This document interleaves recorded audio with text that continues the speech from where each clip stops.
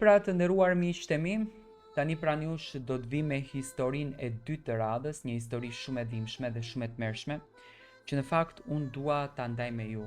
Burri i çon dashnoren gruas pikërisht në ditëlindjen e djalit. Nuk e kisha menduar kur se një ditëlindje, një ditë që duheshte të sillte gëzimin, urime, të qeshura dhe shumë ëmbëlsi, do të ishte dita që do të më thyej shpirtin në mira copa. Por ja ku jam sot, duke treguar një histori që ende e mbaj me vete si një plak që nuk do të mbyllet kurrë. Unë jam një grua e thjeshtë, një nënë që gjithçka në jetë ja ka kushtuar familjes. Kam heshtur, kam duruar, kam mbajtur mbi supe peshën e problemeve, vetëm që djali im të mos jetonte një fëmijëri të tronditur. Për vite kam bërë sikur nuk shihja, sikur nuk kuptoja, sikur nuk dija. Thashe themet që dëgjoja për burrin tim, mungesat e tij, fjalët që njerëzit i thonin me zë të ulët kur kalonim, e dija por nuk doja që ta pranoja. Mendoja se do të ndryshonte, se një ditë do të hapte sytë e do të shihte se sa shumë e donim unë edhe djali. Por e vërteta erdhi në një mënyrë të tmerrshme, në një ditë që duhej të ishte shumë e bukur. Ishte ditëlindja e 7 e djalit tim. Isha zgjuar herët që në mëngjes kisha përgatitur tortën me duart e mia. Kisha fryrë tullumbacet, kisha vendosur dekorin që ai e kishte ëndruar prej javësh. Ai kërkonte vetëm një gjë. Mami, dua që babi të jetë në ditëlindje këtë vit, vetëm kaq. Zemra më lëshoi. Prej vitesh babai i tij mungonte në çdo moment rëndësishëm. Por ajo ditë ishte ndryshe. Më kishte premtuar se do të vinte. Dhe unë u gëzova. U gëzova si një budallaqe që ende beson se dashuria mund ta ndryshojë njeriun e gabuar. Ora shkoi 12. Dhoma ishte plot me drita, muzikë e fëmijë.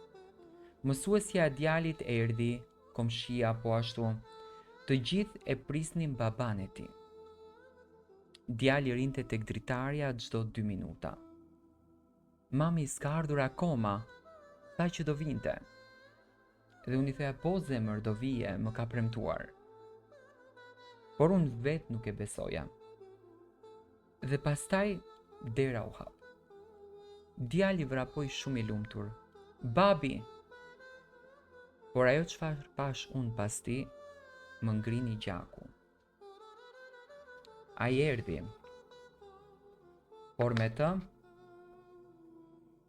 pas ti hyri një grua rreth të 30-tave, e rregulluar nga koka e deri te këmbët, me parfum aq të fortë sa më mbylli frymën, me buzëqeshjen më të ftohtë që kisha parë ndonjëherë. Ajo nuk kishte turp, ajo nuk kishte as frikë. Ajo hyri në shtëpinë time në ditëlindjen e djalit tim sikur po vinte në një kafene. Burri im as nuk e uli kokën, as nuk kërkoi falje, as nuk u shqetësua që dhoma ishte plot me njerëz. Ai vetëm më tha, e solla se nuk pata ku ta lija. Unë mbeta e ngrirë. Këmba nuk më lëvizi, sytë mu mbushën me lotë, por i përpiva, sepse djali ishte aty duke parë gjithçka. Ajo grua ula fërti pranë burrit tim në tavolinën e ditëlindjes së djalit. Qeshi, hapi çantën, nxori një parfum dhe vendosi mbi tryez, sikur shtëpia ime ishte shtëpia e saj. Djali më shikoi në sy dhe desh më vrau me atë shikim. Mami, kush është kjo? Aty më kput shpirti, tort, këngë edhe dhimbje. E mbajta veten, e bëra tortën, ja vendosa qirint, fëmijët kënduan gëzuar ditëlindjen, djali friu qirint, por fytyra e tij nuk qeshi. Ai nuk kërkoi më babain, nuk e kapi më për dorë, nuk i foli, ndërsa ajo gruaja e huaj guxoi t'i bënte foto djalit tim. Aty unë e humba kontrollin. E kapa burrin tim për krau dhe e tërhoqja në anë duke i përshpëritur me zë të prerë, si pate guxim të masilje dashnore në ditëlindjen e djalit. Ai qeshi në fytyrën time, duke më thënë mos bëj skena, ajo është me mua tani, më sohu. Atë fjalë nuk do ta haroj kurrë. Pasi festa mbaroi dhe fëmijët ikën, djali u fut në dhomën e vet dhe mbylli derën. Qau i vetëm, e dëgjoja nga korridori, por nuk kisha forcë të hyja tek ai, sepse as vet nuk isha në gjendjen të rija në këmbë. Ai nisi të largohej me të dashurën, saqë edhe djalin nuk e puthi. As nuk më pa edhe mua fare në sy. As nuk kërkoi falje. Ndërsa ajo u kthye nga unë, para se të dilte nga dera edhe më tha: "Mos u mërzit, s'është faim që ai më zgjodhi mua." Në atë moment kuptova se gjithçka kishte mbaruar prej kohësh. Unë vetëm s'kisha pasur guxim që ta pranoja. Pas asaj dite, djali nuk fliste për babain, as nuk më kërkoi, ai humbi besimin dhe unë humba gjithçka që unë kisha ndërtuar, por jo forcën në asnjë mënyrë.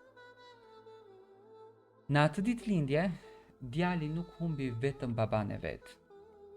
Ai pa nënën e tij të shkatruar, por edhe nënën që u çua nga rënoja dhe vendosi të mos e lejonte maskën të hynte në shtëpinë dhe në zemrën e tyre për t'i përdosur. Unë e mbylla derën, e mbylla për të përgjithmonë.